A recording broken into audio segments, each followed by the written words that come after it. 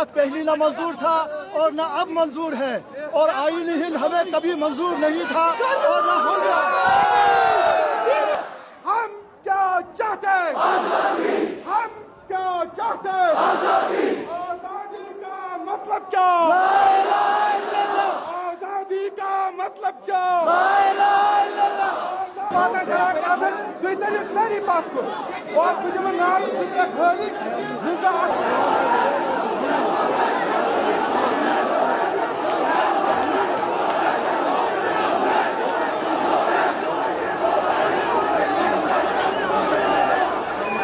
इसीलिए इतनी आवाम आज सड़कों पे इसलिए इतने एहतजाज कर रहे हैं। भरपूर अंदाज में बच्चे, औरतें, जितने भी यहाँ के कश्मीरी लोग हैं वो सब बाहर निकले हैं।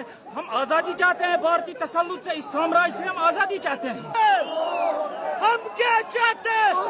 नजर से बोला, नबी के सदके, कुरान के सदके। We fought freedom, we fought freedom, we fought freedom, we fought freedom. आवाज दो।